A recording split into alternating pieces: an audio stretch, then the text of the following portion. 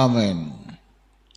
ప్రభునందు ప్రియ సహోదర సహోదరులారా, పేతురు సహోదరులకు సహోదరీలకు హెచ్చరికలు ఇస్తున్నాడు.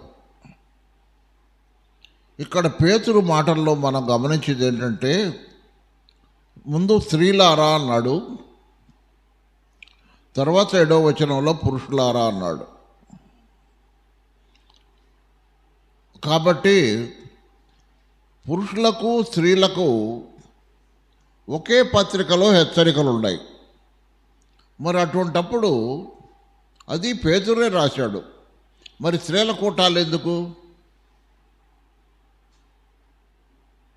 అవసరమా? పేతురు స్త్రీలకు రాశాడు, పురుషులకు కూడా రాశాడు. రెండు రాసింది పేతురే. కాబట్టి మనము సంఘములో స్త్రీలకు పురుషులకు కలిపి దేవుని వాక్యం చెప్తున్నాం. కాబట్టి ప్రత్యేకముగా స్త్రీలు కూడుకొని కూటాలు జరుపుకోవటం, ఇవన్నీ దేవుని వాక్యములో మనకు ఎక్కడా కనబడవు. కానీ కొత్తగా ఈ మధ్య ఏర్పాటు చేస్తున్నారు. సహోదరులారా సహోదరులారా, అది వాక్యములో ఎక్కడా లేదు. స్త్రీలు ప్రత్యేకముగా కూడుకుంటాం అనేది. అటువలే స్త్రీలారా, మీరు మీ స్వపురుషులకు లోబడి ఉండుడి. అంటే స్త్రీలు తమ భర్తలకు లోబడి ఉండాలి. అందువలన వారిలో ఎవరైనా వాక్యమునకు అవిధేయులైతే, అంటే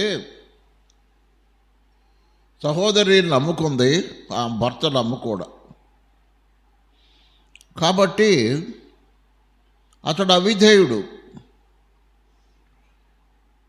అవిధేయుడైన వాడిని ఎలాగ దేవుని మార్గంలోకి తీసుకురావాలో ఒక విధానం చెప్తున్నాడు పేతురు.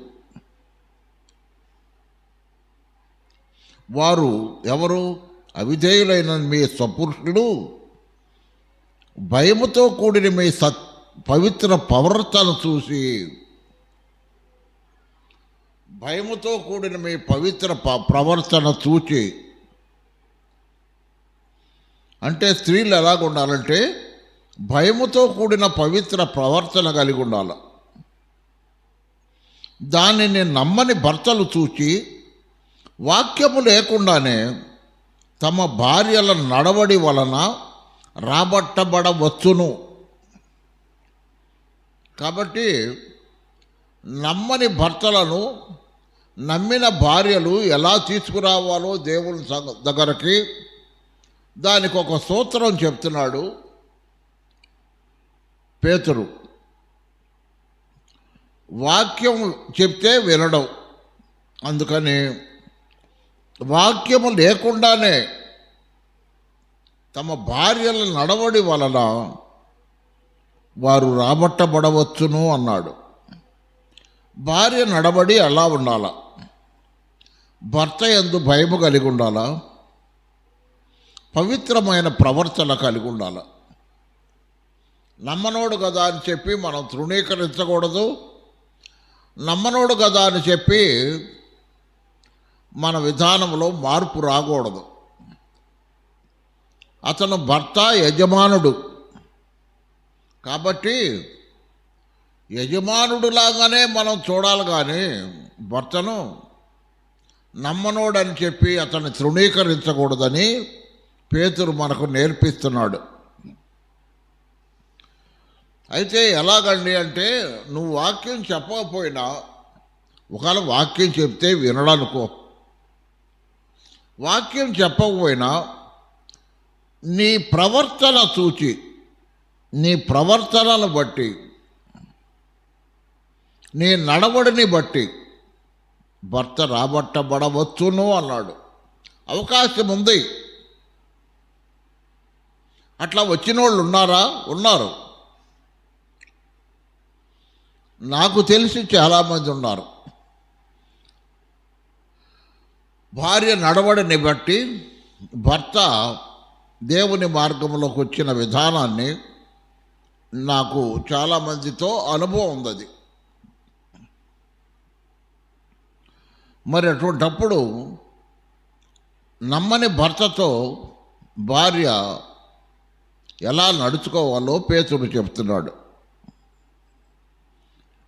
అతని యందు భయము కలిగి ఉండాలా, నీ ప్రవర్తన పవిత్రంగా ఉండాలి. అప్పుడు నీ నడవడిని బట్టి నీ భర్త రాబట్టబడవచ్చును.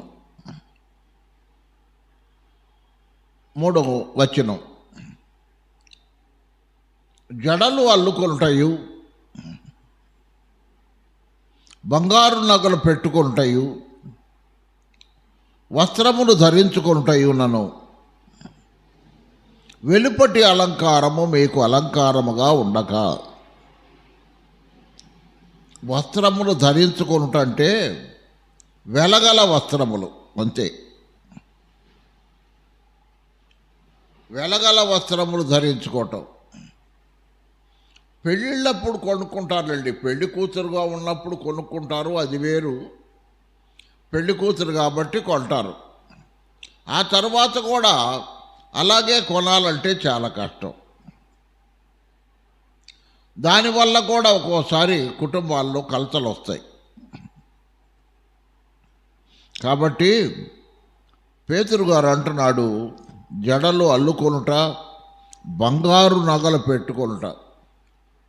మనం రేపు బంగారు వీధులలో తిరగబోతున్నాం. అది మన వాగ్దానము చేయబడిన బంగారు పట్టణం. ఆ బంగారు పట్టణంలో రోడ్లు కూడా బంగారమే. అటువంటి రోడ్ల మీద తిరగబోతున్నాం మనం.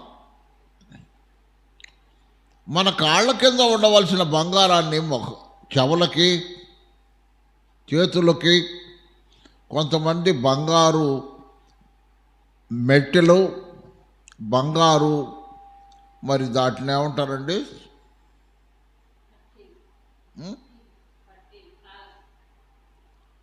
పట్టాలు ధరించుకోవటం కూడా మేము చూసాం. కాబట్టి అసలు బంగారం అనేదే మనం తృణీకరించాల. ఎందుకు? మన కాళ్ళ కింద ఉండాల్సింది అది. కాళ్ళ కింద ఉండాల్సిన దాన్ని తీసుకొచ్చి చెవులకి, ముక్కులకి, మెడలో వేసుకొని ఉండాలంటే అది అవమానంగా లేదు?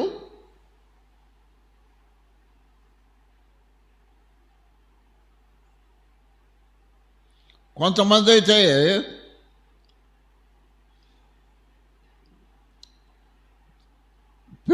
పెళ్లి సమయంలోనే అటువంటివి ధరిస్తారు.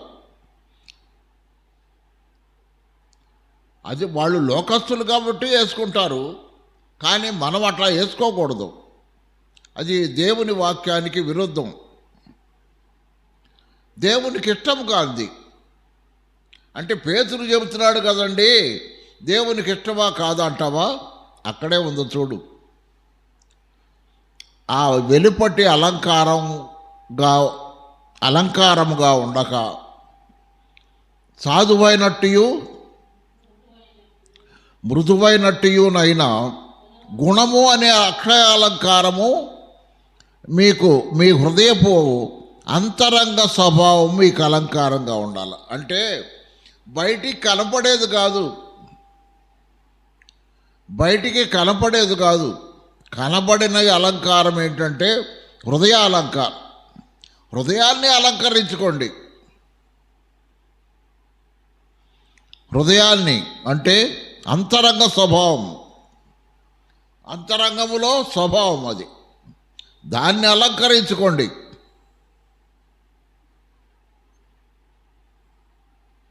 అది దేవుని దృష్టికి మిగుల విలువగలది. అది ఎందుకు ఇంత చెప్పాడంటే పేతురు, దేవుడు చూసి సంతోషించేది అదంట. దేవుని దృష్టికి విలువ గలది. సహోదరులారా, సహోదరులారా, మరి బంగారం పెట్టుకునేటప్పుడు దేవుడు చూస్తున్నాడనే భయం కూడా లేదు కదా మనకి. విశ్వాసుల్లో కూడా ఆ బంగారం కోసమని కొందరు నానా అగసాట్లు పడుతున్నారట. నానా అగసాట్లు పడుతున్నారు.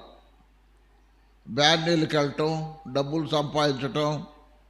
అంటే 3 నెలలు బ్యాన్నీళ్ళకి పోయి ఆరాధన లేకపోయినా పర్లేదు, వచ్చిన డబ్బులతో మనం బంగారం చేయించుకోవచ్చని.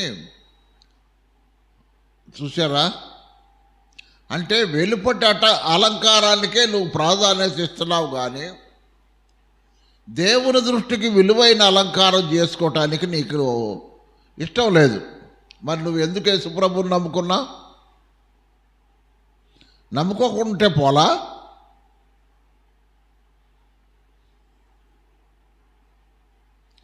యేసుప్రభుని నమ్ముకోవటం ఎందుకు? మళ్ళీ ఇదొక వేషమా? నీకు అట్లా బంగారం మీద మోజు బాగుపోతే ప్రభువుని ఎందుకు నమ్ముకున్నా నువ్వు? దేవుడు కావాలా, దెయ్యం కావాలంటే ఎట్ట కుదిరింది? కాబట్టి బంగారం మీద మోజు ఉండకూడదు. అది వెలుపటి అలంకారం. దేవుడు అది దానికి విలువ ఇవ్వడం. ఒక ఆమంటది, అవసరం వచ్చినప్పుడు తాకట్టు పెట్టుకోవచ్చుగా అంటది. తాకట్టు పెట్టుకోవటానిక నువ్వు బంగారం చేయించుకుంటుంది వస్తువులు? ఎందుకు ఈ నాటకాలు? తాకట్టు పెట్టుకోవడానికి బంగారం వస్తువులు చేయించుకుంటావా?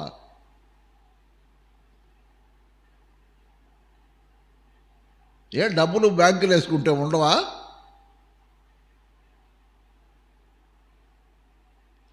చూడండి, దేవుడు మనకంటే జ్ఞానము గలవాడు. మనుష్య జ్ఞానము పరిమితమైంది. కాబట్టి జాగ్రత్త. రేపు దేవుని ముందు మాట్లాడలేవు. నువ్వు క్రీస్తు న్యాయపీఠం ఎదుట నువ్వు సమాధానం చెప్పాలా. క్రీస్తు న్యాయపీఠం ఎదుట నువ్వు సమాధానం చెప్పాలా. వాక్యం చెప్తున్నాం. చెప్పేవాడు నడుచుకుంటున్నాడో లేదో చూస్తారు కదా. చెప్పేవాడు కూడా నడుచుకుంటున్నాడో లేదో చూస్తారు. నాకు బంగారానికి సంబంధించింది ఏదీ లేదమ్మా, ఉన్నాయన్నీ అమ్ముకున్నాం. నాకు ఆ దినాల్లో నమ్ముకున్న కొత్తలో బంగారానికి సంబంధించి 2 ఉంగరాలు ఉండేవి. ఒకటి ఎమరాల్డ్ గ్రీన్ ఉంగరం, ఒకటి ఏమన్నా పెళ్ళి ఉంగరం. 2 అమ్మేశాం. అవి పోవటమే మంచిదైంది మాకు. కాబట్టి సహోదరులారా, దేవుని దృష్టికి ఏది విలువ గలదో, ఎంత విలువ? మిగుల. ఎవనడు? మిగుల. మిగుల విలువ గలది. పై అలంకారం కాదు. పై అలంకారం ఒక్కోసారి నీకే నష్టం. శ్రీశైలం ప్రాజెక్టు దగ్గర ఒక సంఘం ఉంది. ఆ సంఘంలో ఒక సహోదరి ఉంది. ఆమెకు బాగా బంగారం ఉంది. ఒక దొంగ కనిపెట్టాడు. బాగా కనిపెట్టాడు. ప్రార్థనకు పోయి ఆమె విశ్వాసే. దొంగ బాగా కనిపెట్టాడు. ఇంట్లో ఎవరు లేకుండా ఈ అమ్మాయి ఒక్కతే ఉన్నప్పుడు చూశాడు. ఈ అమ్మాయిని చంపేశాడు. బంగారం తీసుకొని వెళ్ళిపోయాడు. నీ బంగారం వల్ల ఏమొచ్చింది? నీ ప్రాణాలే పోయినాయి. నీ బంగారం వల్ల ఏమొచ్చింది నీకు? నీ ప్రాణాలే పోయినాయి. ఎందుకమ్మా కోరి ప్రాణాల మీదకు తెచ్చుకుంటారు? సహోదరులారా, సహోదరులారా, జాగ్రత్త. దేవుని దృష్టికి ఏది విలువ గలదో దాన్ని చేద్దాం. నమ్ముకున్నావు కదా, దాన్ని చేద్దాం. అటువలే కొన్ని ఉదాహరణలు ఇచ్చాడు. పూర్వము దేవుని ఆశ్రయించిన పరిశుద్ధ స్త్రీలు ఎవరండి వాళ్ళు? పరిశుద్ధ స్త్రీలు.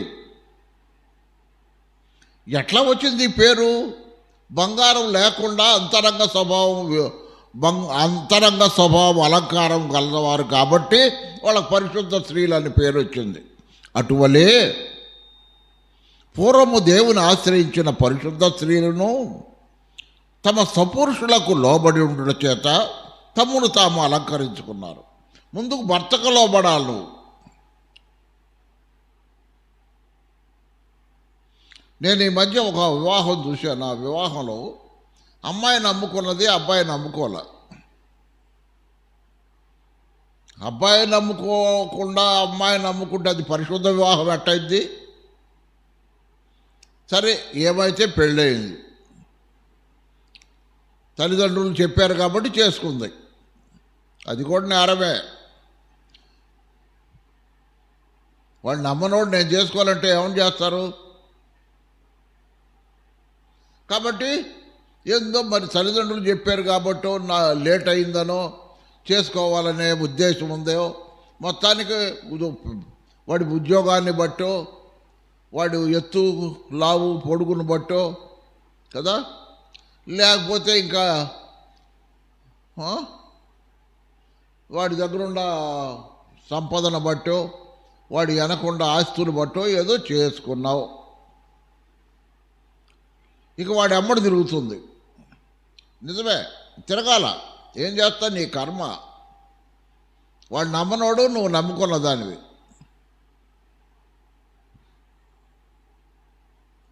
నేను మాత్రం ఒకసారి అన్నా, అమ్మా వాడు ఎమ్మడి తిరుగుతున్నావు మంచిదే, వాడు ఆడకపోతే ఆడకపోతున్నావు మంచిదే, ఎట్టకొట్ట మార్చుకో, ఏం చేస్తాను, నీ కర్మ. కావాలని పెళ్లి చేసుకున్నావు, మంచి ఇద్దరు ఉద్యోగాలు ఒకటే రకమని చేసుకున్నావు, బాగానే ఉంది, ఇంకా అటు చుట్టూ తిరుగు.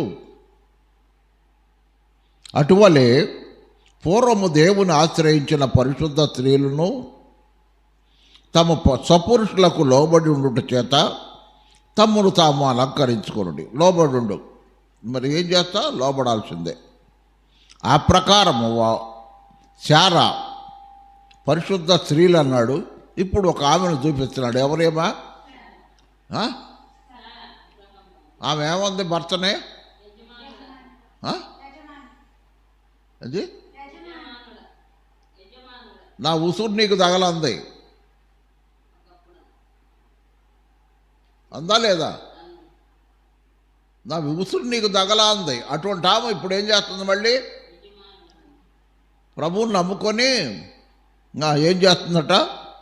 అబ్రహామును యజమానుడా అని పిలుస్తుందట. నా యజమానుడా అని పిలుస్తుందట. ఒకనాడు అట్నే మాట్లాడింది, కానీ ఇప్పుడు ప్రభువుని నమ్ముకున్న తర్వాత మార్పు వచ్చింది. యజమానుడని పిలుస్తూ అతనికి లోబడి ఉండెను. మీరును యోగ్యముగా నడుచుకొనుచు ఏ భయమునకు బెదరక ఉన్న ఎడల ఆమెకు పిల్లలగుదురు. ఆమెకు పిల్లలగుదురు. యోగ్యముగా నడుచుకోండి, భర్తకు లోబడండి. అతడు నమ్ముకున్నవాడే కాబట్టి అతనికి లోబడండి. విశ్వాసులకు తండ్రి మామూలు వాడు కాదు. విశ్వాసులకు తండ్రి అయిన భర్త దొరికాడు కాబట్టి భర్త నమ్ముకున్నాడు ముందు, తర్వాత నువ్వు నమ్ముకున్నావు. యోగ్యముగా నడుచుకోండి, ఏ భయమునకు బెదరబాకండి, ఆమెకు పిల్లలు అవుతారు. చారావల్లి ఇట్లా స్త్రీలకు చెప్పాడు. ఎవరు? పేతురే చెప్పాడు. పేతురు భార్య చెప్పలా, పేతురే చెప్పాడు. ఇప్పుడు పురుషులకు చెప్తున్నాడు. 7 అటువల్లనే పురుషులారా, జీవమను కృపావరములో మీ భార్యలు మీతో పాలువారై ఉన్నారని ఎరిగి ఎక్కువ బలహీనమైన ఘటమని భార్యను సన్మానించి మీ ప్రార్థనలకు అభ్యంతరం కలగకుండానట్లు జ్ఞానము చొప్పున వారితో కాపురము చేయుడి. ఇక్కడ మనం ఒక విషయం గమనించాలి. ఏమి నమ్ముకున్నదో నమ్ముకుందో మనకు చెప్పలేదు, కానీ నమ్ముకున్నట్టుగా కనపట్ల. కానీ ఏమంటాడంటే మీ భార్యలు జీవమను కృపావరములో మీతో పాలివారు అన్నాడు. ప్రభువైన యేసునందు విశ్వాసముంచము, అప్పుడు నీవును నీ ఇంటి వారును రక్షింపబడుదురు అన్నాడు. ఎవరితో అన్నాడు? పౌలు ఫిలిప్పీ పట్టణములో చెరసాల నాయకుడితో అన్నాడు. ఏమని? ప్రభువైన యేసునందు నువ్వు విశ్వాసం ఉంచన్నాడు, అప్పుడు నీవును నీ ఇంటి వారును రక్షణ పొందుదురు అన్నాడు. అప్పుడు ఇంకా రక్షణ పొందలా, వాళ్ళు తర్వాత పొందారనుకోండి. కాబట్టి సహోదరులారా, సహోదరులారా, యేసు ప్రభు నమ్ముకున్నావా? నీ భార్య కూడా నీ మార్గంలోకి వస్తుంది. నీ భార్య కూడా నీ మార్గంలోకి వస్తుంది. నీ మార్గంలో ఏమంటున్నాడు? జీవమను కృపావరములో మీ భార్యలు మీతో పాలువారై ఉన్నారని ఎరిగి ఎక్కువ బలహీనమైన ఘటమని భార్యను సన్మానించండి. ఎందుకంటే బలహీన ఘటాలు అవ్వమ్మ లాంటి వాళ్ళు. అవ్వమ్మ కూడా అంతే కదా, బలహీనమైన ఘటమేగా. కనుకనే కదా పాపంలో పడేసింది భర్తని. బలహీనమైన ఘటమని భార్యను సన్మానించి మీ ప్రార్థనలకు అభ్యంతరము కలుగుకున్నట్లు జ్ఞానముతో చొప్పున వారితో కాపురం చేయండి. మీ ప్రార్థనలకు అభ్యంతరం కలగకుండా ఉండేటట్టుగా ఉండాలి. ఎందుకంటే సహోదరులారా, సహోదరులారా, 1 కొరింథీ పత్రికలో పౌలు ఏమన్నాడు చూడండి. 7వ అధ్యాయంలో అపోస్తలుడైన పౌలు కొరింథీలకు రాసిన 1 పత్రిక 7వ అధ్యాయం 5వ వచనం, ప్రార్థన చేయుటకు మీకు సావకాశము కలుగునట్లు కొంతకాలం వరకు ఉభయుల సమ్మతి చొప్పునే తప్ప ఒకరినొకరు ఎడబాయకూడదు. మనసు లేకపోతే మళ్ళీ మిమ్మల్ని మీరు సాతాను మిమ్మల్ని శోధింపకుండాట్లు తిరిగి కలుసుకోండి. కాబట్టి విడివిడిగా ఎప్పుడు ఉండాలంటే ప్రార్థన కోసం ఉండాలి. అది కూడా ఇద్దరు సమ్మతి చొప్పునమ్మా, మనం ప్రార్థన చేద్దాం కాబట్టి నువ్వు స్త్రీలలో ఉండు, నేను పురుషుల్లో ఉంటాను అని మాత్రమే ఉండాలి. కానీ ఎందుకంటే బలహీనమైన ఘటం. నేను ఈ పక్కన ఉంటే నీకు బాగాదా ఏంది అంటదామా? ఇంకా చాలా మాటలు నేను అనిపించుకున్నాను. అయ్యా చాలా మాటలు అయ్యి ఎందుకు ఇప్పుడు కదా. మీ భార్యలు మీతో పాలువారై ఉన్నారని ఎరిగి ఎక్కువ బలహీనమైన ఘటమని భార్యను సన్మానించి మీ ప్రార్థనలకు అభ్యంతరం కలుక్కున్నట్లు జ్ఞానము తప్పున వారితో కాపురం చేయండి. జ్ఞానంగా కాపురం చేయి బాబు, లేకపోతే నీకు అసలు ప్రార్థనకే అభ్యంతరం అయింది నీ భార్య. అట్లా నీకు ప్రార్థనకు అడ్డం రాకుండా ఉండటానికి కొద్దిగా జాగ్రత్తగా కాపురం చేయాలంటున్నాడు పేతురు. తుదకు మీరందరూ అంటే పురుషులు కానీ స్త్రీలు కానీ ఏక మనస్కులై ఒకరి సుఖదుఖముల యందు ఒకరు పాలుపొడి సహోదర ప్రేమ గలవారును కరుణాచిత్తులను వినయ మనస్కులనై ఉండుడి. ఆశీర్వాదమునకు వారసులవుటకు మీరు పిలువబడితిరి గనక కీడుకు ప్రతి కీడైనను దోషులకు ప్రతిదోషనైన చేయక దీవించండి. అది తగాదాలు పడబాకండి అంటున్నాడు. అది భార్యాభర్తలో తగాదాలు పడబాకండి అయ్యా అంటున్నాడు. అది ఆమె తిట్టింది కదా అని ఈయన తిట్టడం, ఈయన తిట్టాడు కదా అని ఆమె తిట్టడం, అది జాగ్రత్తగా కాపురం చేసుకో బాబు జ్ఞానము చొప్పున అని చెప్తే పేతురే చెబుతున్నాడు. స్త్రీలకు చెబుతున్నాడు, పురుషులకు చెబుతున్నాడు. మళ్ళీ స్త్రీల కూడికలు ఎందుకు, స్త్రీలే చెప్పటం ఎందుకు? ఇది తప్ప ఇంకేమని చెబుతారా? ఈ తప్ప ఏమని చెబుతారా స్త్రీల కూడికల్లో? ఇయే కదా చెప్పేది. స్త్రీలు రాయలేదుగా ఈ మాటలు, పురుషులే రాశారు.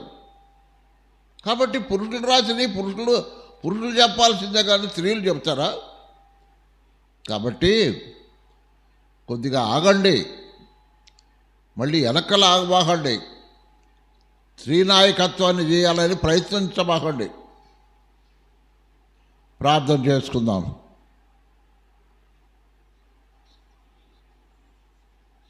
పరిశుద్ధుడైన మా తండ్రి, యేసు ప్రభు మహిమగల నామం నీకు స్తోత్రం నాయన. పేతురు స్త్రీలైన సహోదరులకు చెప్పాడు, పురుషులైన సహోదరులకు చెప్పాడు. అయ్యా, మా జీవితాల్లో అనుభవాలు ఇవన్నీ. కాబట్టి ఆ వాక్య ప్రకారం జీవించే వాళ్ళుగా స్త్రీలను, వాక్య ప్రకారం జీవించే జ్ఞానంతో కాపురం చేసేవాళ్ళుగా పురుషులను ఉండాలని పేతురు ఈ మాటలు రాస్తున్నాడు. కాబట్టి కాపురంలో జ్ఞానం ఉండాలా,